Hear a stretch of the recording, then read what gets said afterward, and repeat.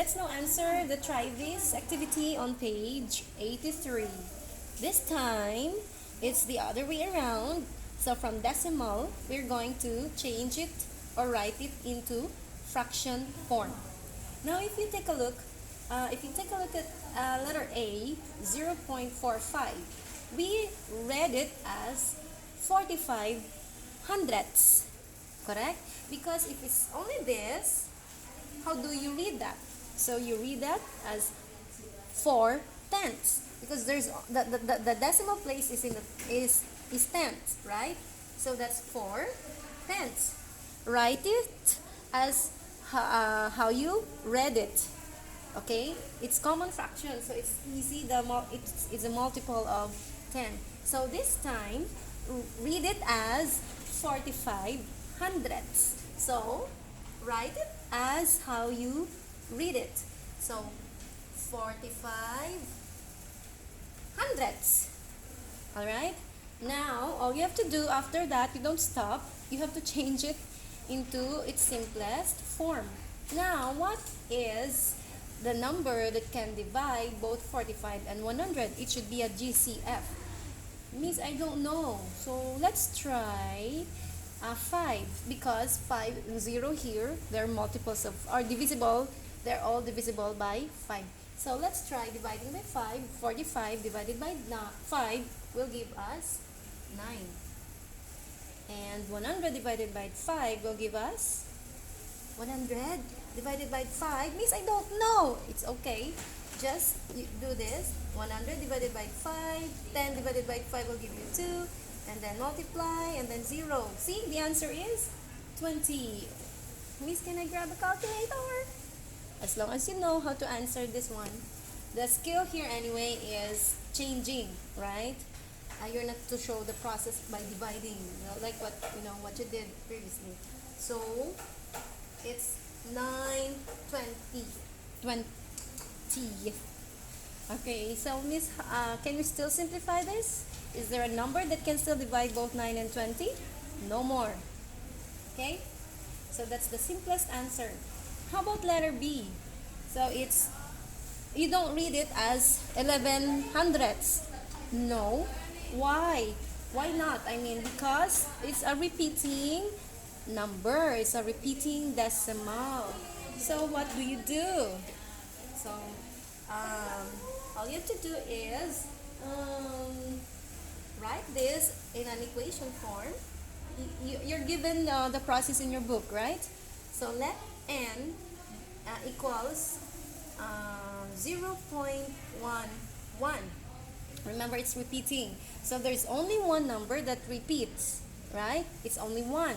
So we will multiply both sides by 10. So it's a multiple of 10. If there are two numbers that repeat, like in letter C, I will not show you the process anymore. I will not give you the answer. There are two numbers that repeat, so you multiply it by 100. Okay, so let's multiply both sides by 10. Correct? So we now have 10n equals, so you multiply, so it moves, right? So we now have 1.1, correct? So it's 1.1. So subtract this by this. So minus n equals 0.1. So just copy that because it repeats anyway. Alright? So we now have subtract. I'll show you later the shortcut for this one. So 9n equals, so subtract, this will be 0. Correct? So 1 minus 0 is 1. Bring down, the answer here. And then solve for n. N equals, divide both sides by 9. 1 over 9. Okay? So the answer here is 1/9. Now I'll show you a shortcut. So see here, I'll give you a tip. So miss, what if you have this? Take a look. So if it is 0.33, that means your number repeats, the 3 repeats. All you have to do is copy the digit that repeats and over, there's only one number that repeats, so there's only 1 9 below or in the denominator. Then simplify, that's 1/3, right? Divide both sides, both up and down by 3. 3 divided by 3 is 1, 9 divided by 3 is 3. So that's the shortcut. You don't need to go through the process. Okay? I'll give you another example. What if you have two numbers or two digits that repeat? Say for example, it's 0.2525. Dot. So miss, what will I do? Oh, you don't need to multiply. Just write 25, copy the number or the digits that repeat, and over there, since there are two digits that repeat, then there are 9 under. Okay? Can you simplify this? Is 25 divisible by 3? Nuh-uh. So never mind simplifying. That's already in simplest form. Last example. So you now have that idea on how to answer letter C and letter D without going through the long process. So let's have, for example, 1, 2, that's 6.